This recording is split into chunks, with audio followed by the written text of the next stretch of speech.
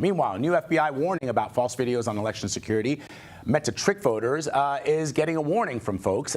They warned that these two videos over the weekend that falsely claimed to be from the FBI on election security, they are false. One mentioned the apprehension of groups committing ballot fraud. The other had to do with the second gentleman, Doug Emhoff. The FBI stressed that the videos are not authentic, they are not from the FBI, and that the content that they are showing is also false. CBS News Homeland Security and Justice reporter Nicole Sganga is joining us now from Washington to talk more about this. So, Nicole, FBI didn't attribute these videos to any specific actors, but there are clearly forces trying to undermine the election, most of them abroad.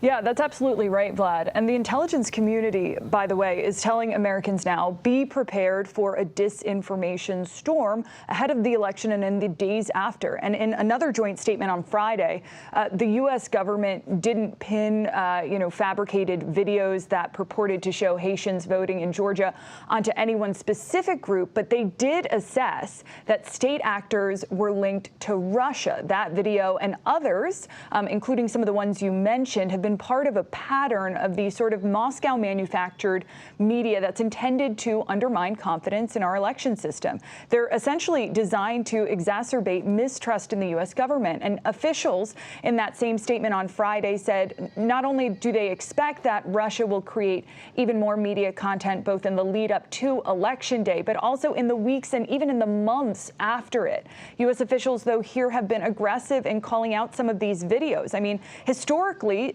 this kind of intelligence can take months to declassify.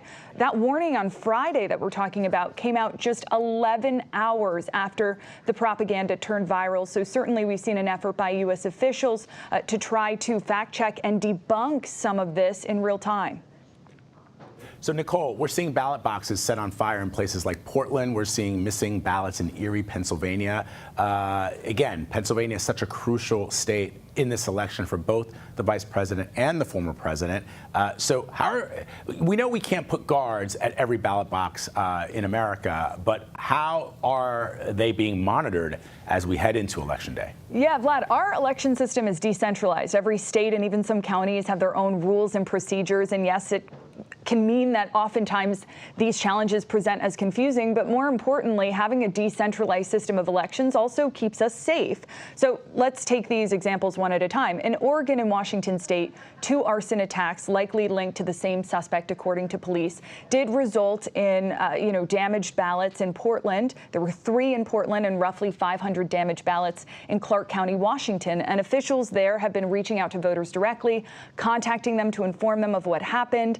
And in Washington, anyone can check their ballot status online at votewa.gov and request a new one, or just show up at that Clark County local election office. And already election officials there have told us voters have been vigilant. They've been following through on that. And of course, police and security around those ballot boxes have been bolstered.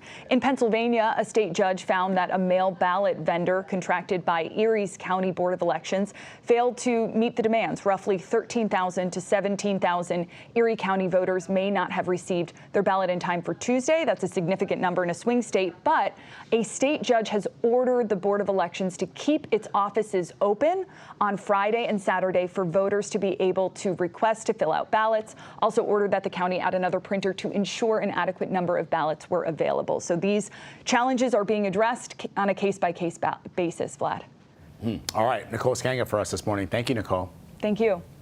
Be sure to stay with CBS News all day tomorrow for coverage of Election Day. We'll have live reports from our election headquarters in New York and from our teams spread out across the country. And remember, special coverage starts at 4 p.m. Eastern right here on CBS News 24/7.